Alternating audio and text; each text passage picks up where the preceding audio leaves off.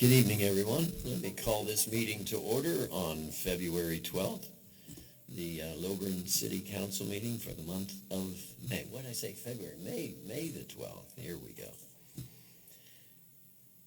We are all here. 1, 2, 3, 4.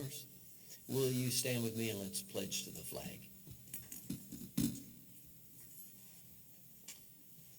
I pledge allegiance to the flag of the United States of America and to the republic for which it stands, one nation, under God, indivisible, with liberty and justice for all. Thank you. You may be seated. Would I have a motion tonight to approve this agenda? It's been moved by Councilmember Puella and seconded by Councilmember Hart. All in favor? This passes 4-0. We have food trucks every Tuesday at the corner of First and Main. Thank you for participating and enjoying helping those people stay here and be good to us. Town hall meetings next Monday night and 7 to 8:15 in the Preston room right below us. The DDA, Downtown Development Authority meeting, May 21st at 6:30 in the work session right behind those closed doors.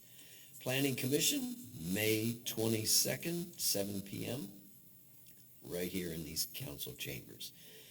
The biggest event in the history of our city is coming May 24th, and that is the opening day of the splash pad.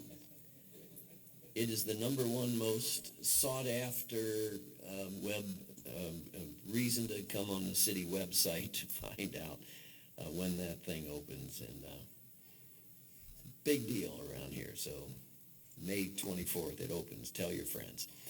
Cornhole League starts on June 5th. That's a big event as well. It covers the south end of the city park, and it's a real pull the city together. Rock the Park is our first concert this summer, June 7th. What bands do we have coming, or who's in charge of this? Rebecca, is that you? What band do we have? Her Majesty's Request sounds like something from England. Is there a Beatles review or something? Monkeys? Queen. British rock. Okay. They're from Canada. The new 52nd state. There you go. We diverge. Rock the Park. This week is National Police Week. I'd like to read this proclamation to recognize the National Police Week 2025 and to honor the service and sacrifice of those law enforcement officers killed in the line of duty while protecting our communities and safeguarding our democracy. Whereas there are more than 800,000 law enforcement officers serving in communities across the United States, including dedicated members of the City of Lilburn Police Department. I would say the family of the Lilburn Police Department. And whereas since the first recorded death in 1786, more than 24,000 law enforcement officers in the United States have made the ultimate sacrifice and been killed in the line of duty, including one member of the Lilburn Police Department.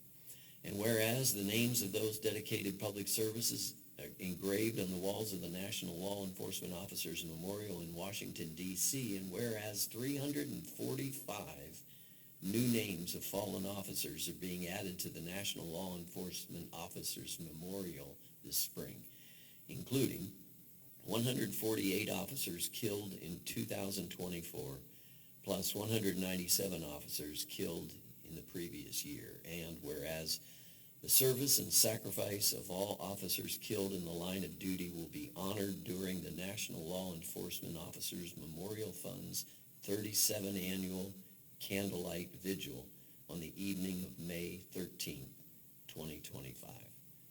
And whereas the Candlelight Vigil is part of the National Police Week, which will be observed this year, May 11th through the 17th, and whereas May 15th, this week, is designated as Police Officers Memorial Day in honor of all fallen officers and their families, and U.S. flags should be flown at half-staff. Therefore, be it resolved that the City of Lilburn formally designates May 11 through 17, 2025 as Police Week in the City of Lilburn and publicly salutes the service of law enforcement officers in our community and in the communities across the nation. In witness, therefore, I set my hand to the seal of the City of Lilburn to be fixed to this on the 12th day of May, 2025. Chief, thank you for what you do, and we are, if you will forever send our gratefulness to everybody.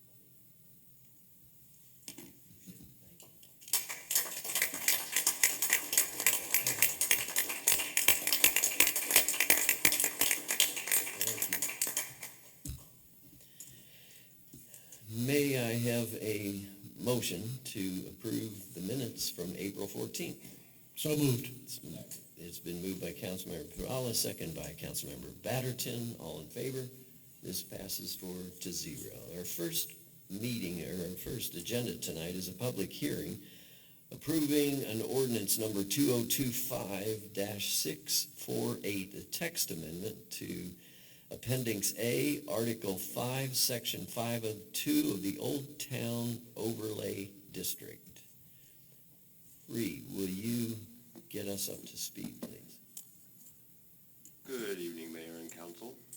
Tonight's agenda item is the proposed adoption of text amendments to Article 5, Section 502, Old Town Overlay District and the zoning ordinance, as well as updated design guideline document for the Old Town Overlay District.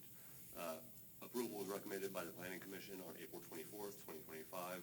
I'll provide a brief overview of the general intent and key components of those guidelines, focusing on how they support our community vision for Old Town Lilburn. The Old Town Overlay District is, here we go, an overlay district that already exists within the City of Lilburn. These design guidelines are meant to apply to just this purple area on the zoning map here.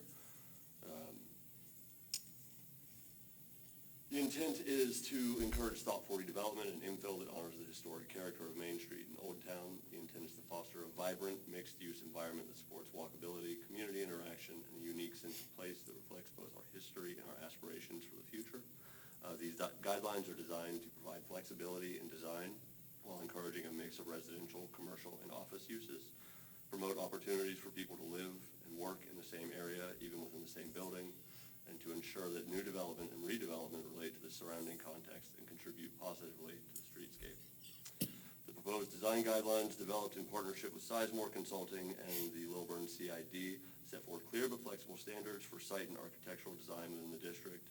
They are intended to be a digital resource accessible to developers, property owners, and the public via the city's website with visual aids to better convey the execution of the guidelines.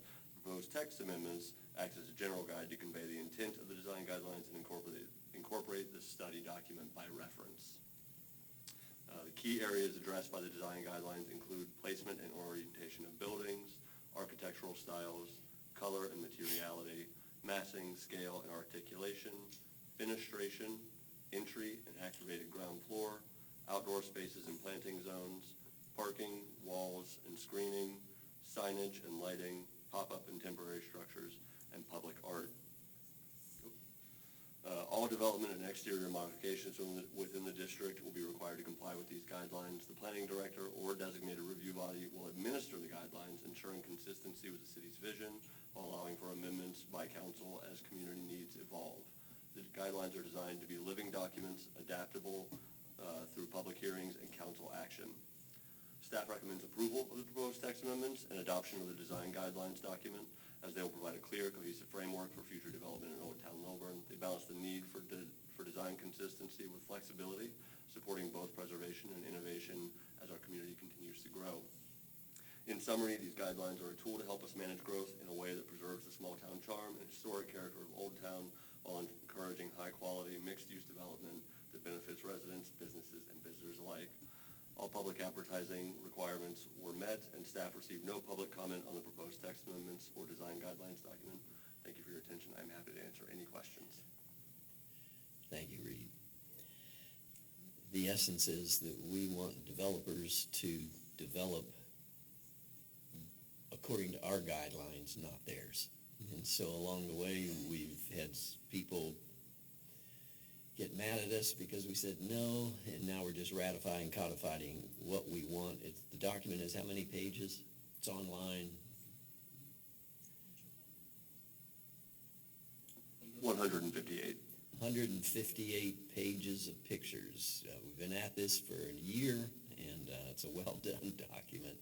And tonight, we would like to know, this is a public hearing, so if you want to speak for it or against it, if you would rise and bring your info over to our city clerk, and we'll give you 2 minutes to speak on behalf or against our guideline proposal. Hearing none, I call the public hearing portion to an end, and I will entertain a motion. Is there a motion from City Council? Move to approve.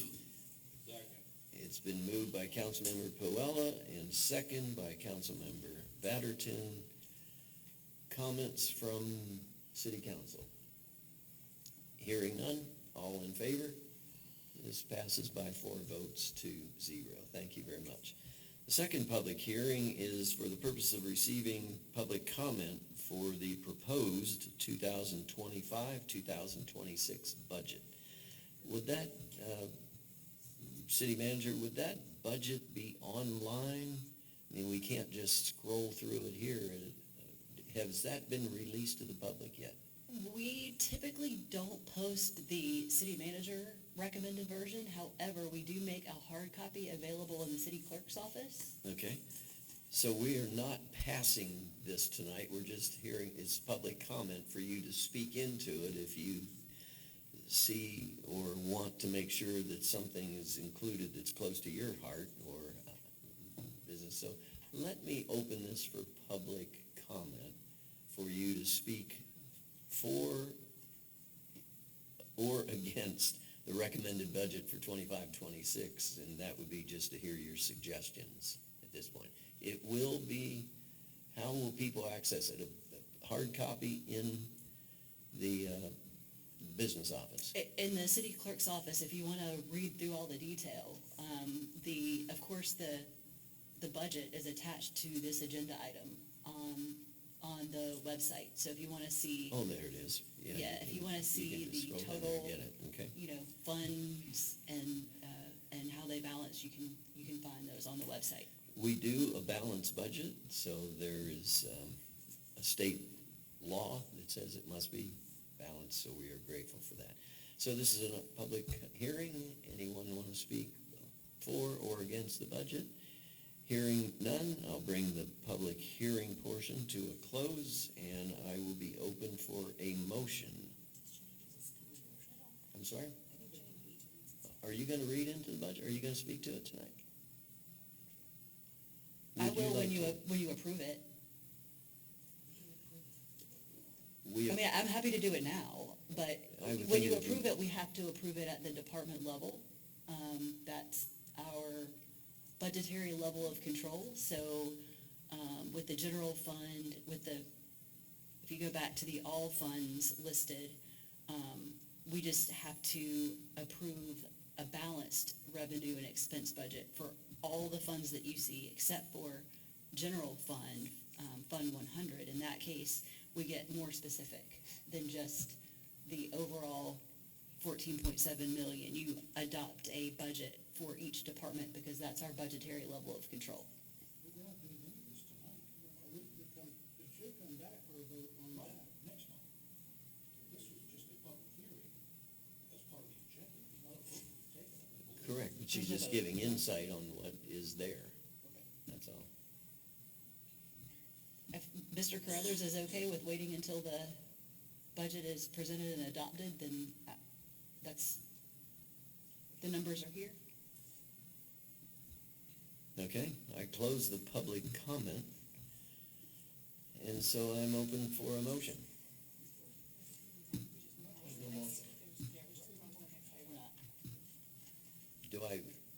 Do we vote to move on, or No, what? it's only the It's public hearing. just public hearing. Well, that was easy.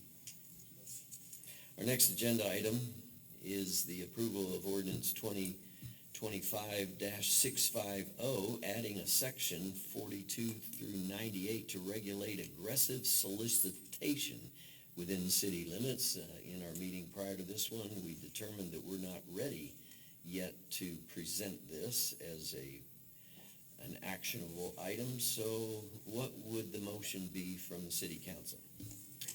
Motion to table until the next council meeting. So I have a motion Second. to table by Councilmember Funmanen and a second by Councilmember Puala. Additional comments from the council? Hearing none, all in favor? This passes 4 votes to 0. Agenda item number 2 is approval of a contract 24-2025, a contract with Hewlett Packard Enterprise to amend the existing lease agreement by adding new schedules at an annual cost of $111,277.74 for a 5-year term. This is a leased computer server system. We get a massive reduction if we act quickly on this, and that is a fee that's already baked into the budget. Yes, sir. Is correct. May I have a motion? Motion to approve. Motion to approve by Councilmember Pualas, second by Councilmember Batterton. Conversation, questions from the council? Hearing none, all in favor? This passes 4-0. Agenda item number 3 is approval of a contract 2025, a contract with the Atlanta Landscape Group LLC for improvements for the Lilburn Community Garden in the amount of $178,735 for pretty massive improvements coming down Cole Road or Camp Creek into the city. On the right would be the community garden with new irrigation system, shade sails, sod, parking. Public Works will be handling a lot of this work for us. Is there a motion? Motion to approve. There's Second. There's a motion to approve by Councilmember Funmanen and second by Councilmember Puala. Questions, comments from the council? Yeah, I have a comment. I was curious if it's possible for us to have a rendering or something posted out there so that the community can see what's coming. Is that cost prohibitive or?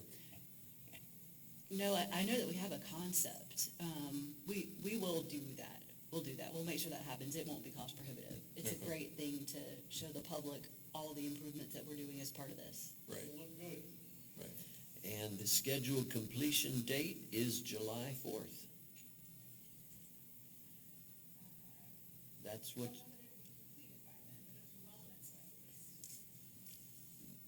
Of 2026, maybe?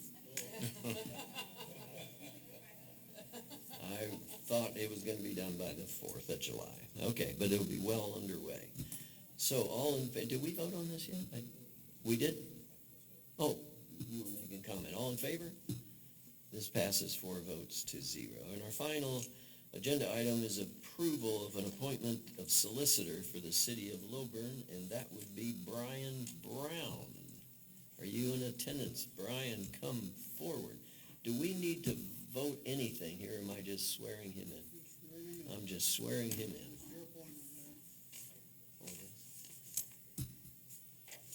Good evening, sir. Are you going to read something? They gave me an oath. Put the oath down. This one's better. Find them all guilty, right? Would you raise your right hand and then fill in your name?